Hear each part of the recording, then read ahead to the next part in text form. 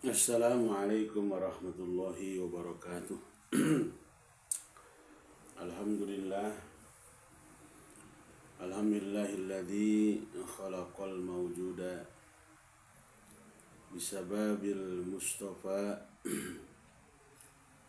Wassalatu wassalamu ala sayyidina Muhammadin sayyidil mujtaba wa ala alihi wa ashabihi ahli sidqi wal wafa.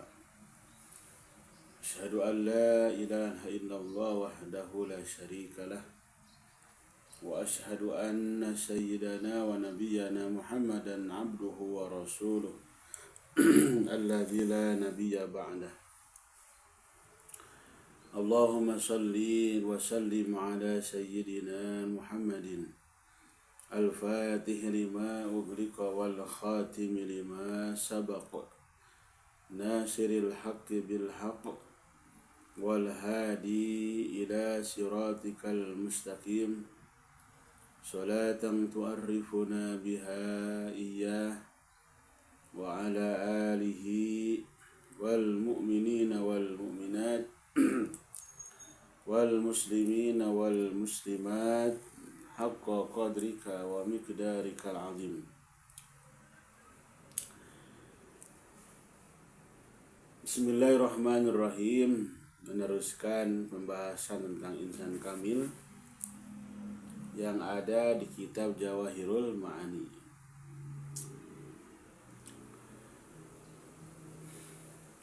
Qala al-muallifu rahimahullahu ta'ala wa ma'na qawlihi zaluman jahula.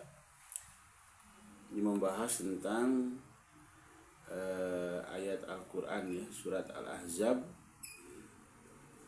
ayat 72 ya. Al-Ahzab ayat 72, di mana dikatakan di sini Allah mengatakan kepada insan kamil bahwa insan kamil ini adalah doluman jahula. Kenapa dikatakan doluman? Yakni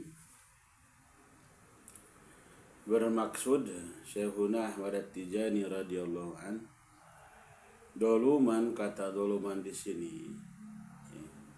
Kenapa insan kamil disebut doluman? Bitakhatihi, dikarenakan melangkahnya insan kamil hududal basyariyati, melewati batasan-batasan dia sebagai basyariyah, wa hududal khalqiyati, dan melewati batasan-batasan dia sebagai khalqiyah, sebagai makhluk, wa khurujihi, dan keluarnya insan kamil tersebut ilal qiyami, mengambil alih gitu kan, mengambil alih hukuki martabatil haqi, hak-hak martabat ketuhanan gitu. Jadi sebenarnya ini kan martabat ketuhanan gitu, tapi seorang insan kamil ini qiyam, martabat ketuhanan artinya dilaksanakan oleh dia, di mana martabatul haq ini haitsu la ayna wala kaifa wala surata wala hadda. Di martabat hak ini tidak ada pertanyaan di mana, kemudian pertanyaan bagaimana, kemudian pertanyaan bagaimana gambarnya, bagaimana ukurannya, ini tidak ada. Fa inna hada, maka sesungguhnya perkara ini la qudrata li ahadin, tidak ada kekuatan untuk seorang pun alaihi, terhadap qiyam tersebut, illallah wahdahu, kecuali Allah saja. Jadi tidak ada yang mampu untuk qiyam di sini kecuali Allah saja. Fahada makna zulmihi, maka ini adalah makna zalimnya seorang insan kamil. Maka sering kita mendengarkan bahwa Muhammadun basarun la kal basari. Bagaimana Muhammad ini manusia, tapi bukan seperti manusia biasa. Nah, di antaranya kenapa enggak disebut manusia biasa? Karena seorang insan kamil, yaitu baginda Nabi Muhammad sallallahu alaihi wasallam, walaupun beliau seorang basyariah, seorang manusia atau seorang khalqiyah, tapi beliau ini mengambil alih tugas qiyam, hukuki martabatil haq. Di martabat ketuhanan ini maksudnya diambil. Sehingga dalam hadis dikatakan bahwa wa innama ana qasimun wallahu yu'ti. Wa innama ana qasimun, pastinya sesungguhnya aku ini adalah pembagi. Wallahu yu'ti, dan Allah lah yang memberi. Bahkan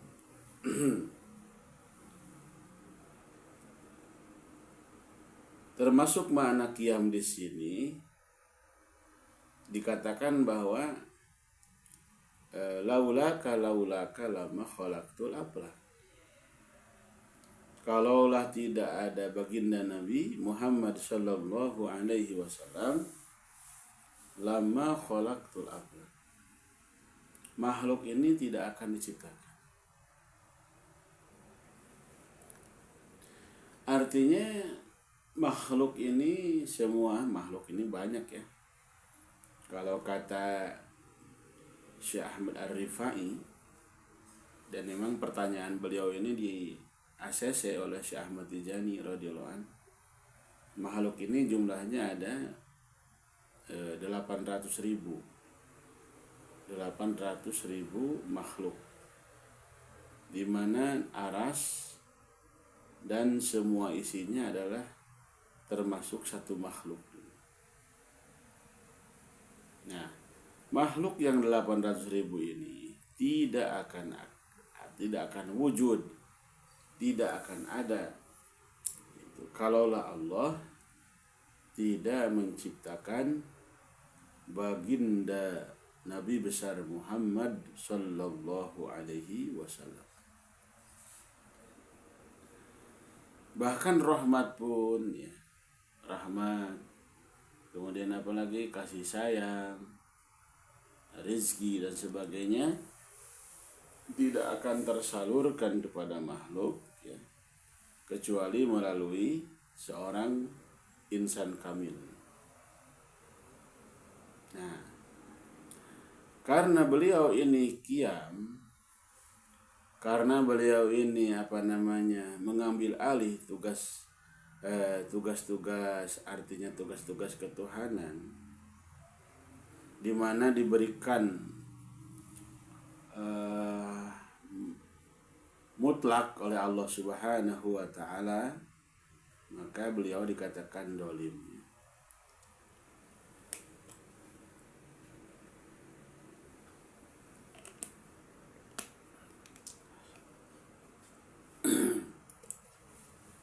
Nah, di sini tadi dikatakan bahwa wa inna hadza la qudrata li ahadin. Perkara ini tidak ada yang mampu seorang pun, tidak ada kekuatan untuk seorang pun illallah wahdah, kecuali Allah saja.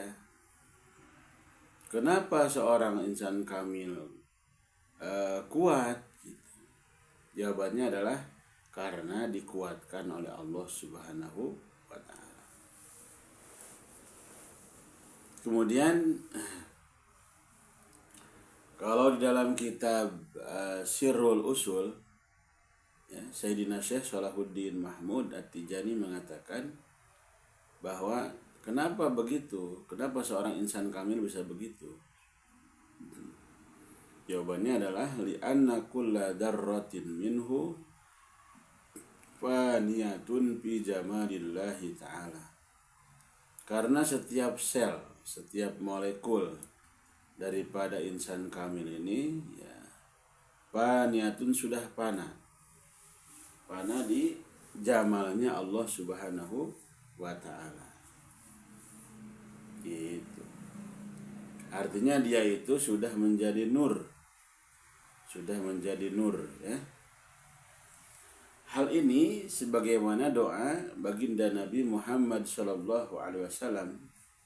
yang sering kita utarakan di dalam tahajud.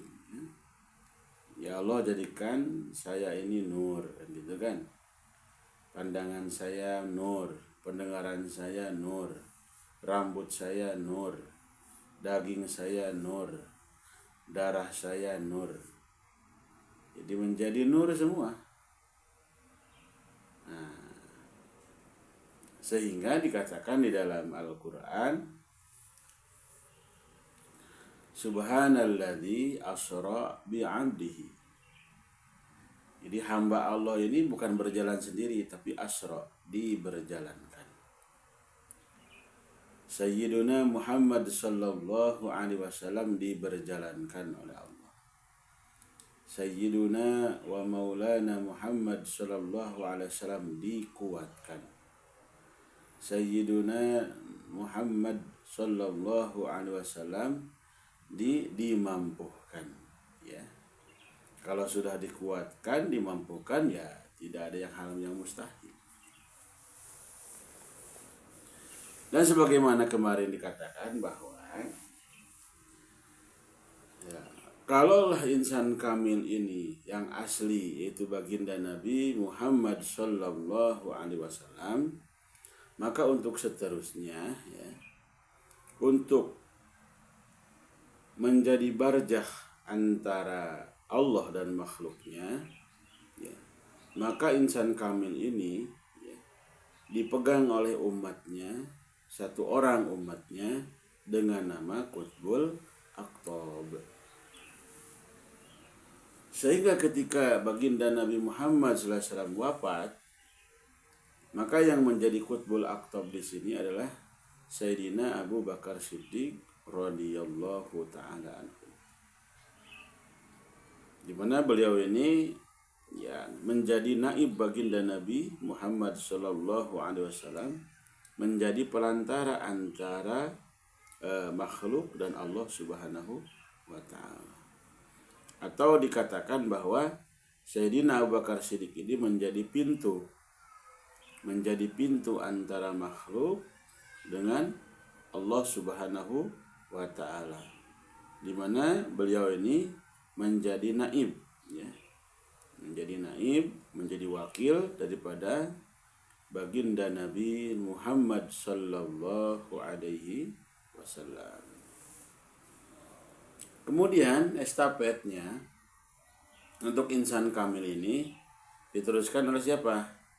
Oleh Sayyidina Umar bin Khattab radhiyallahu taala anhu. Kemudian oleh Sayyidina Utsman, kemudian oleh Sayyidina Ali, kemudian terus sampai Sayyidina Hasan, ya. Dan kalau ini ya pernah juga ke siapa?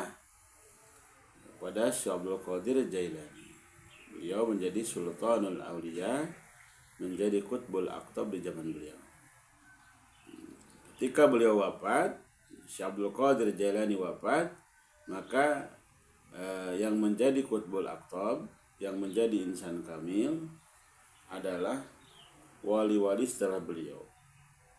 Dan itu satu orang setiap periode, setiap waktu satu orang. Baru masuklah ke Syekh Ahmad Tijani radhiyallahu an dengan tambahan beliau sebagai Qutbul Maktum. Terus sampailah ke murid-muridnya, ke Sayyid Ali Harajim, dan di akhir zaman ini, waktu sekarang ini yang menjadi Qutbul Aqtab, yang menjadi Ghawthul Jami, menurut perkataan ulama-ulama Mesir, dan dalam hal ini Al-Fakir juga meyakini adalah Sayyidina wa Maulana Salahuddin Mahmud At-Tijani radhiyallahu anhu. Jadi beliaulah menjadi pelantara, menjadi barzakh antara makhluk dengan Allah, dan menjadi pintu di mana madad yang datang dari Allah ya, tercurahkan atau terlimpahkan kepada makhluk melalui beliau. Beliaulah Sayyidina Maulana Salahuddin Mahmud At-Tijani radhiyallahu an, yang mana beliau tinggal di Ambabah, Mesir, ya, sebagai khalifatullah, sebagai khalifatul Rasul, dan sebagai khalifatul Qutbil Maktum, khalifahnya Syekhuna Ahmad bin Muhammad At-Tijani radhiyallahu anhu. Itulah penjelasan singkat di dalam kitab Jawahirul Ma'ani, ya, halaman 413 di PDF-nya Dr. Rodi Kanun. Insyaallah mudah-mudahan di kesempatan yang lain kita akan membahas tentang makna jahula, ya. Tadi makna zaluman, kemudian makna jahula yang berkenaan dengan insan kamil. Ada benarnya daripada Allah Subhanahu wa taala, kesalahan dari kesalahan saya sendiri, Al-Fakir sendiri. Mohon maaf apabila ada kesalahan. Kebenaran mutlak milik Allah Subhanahu wa taala. Ditutup dengan doa kifayat majlis, subhanallah wa bihamdihi, subhanakallahumma wa bihamdika, asyhadu an la ilaha illa anta, astaghfiruka wa atubu ilaik. Assalamualaikum warahmatullahi wabarakatuh.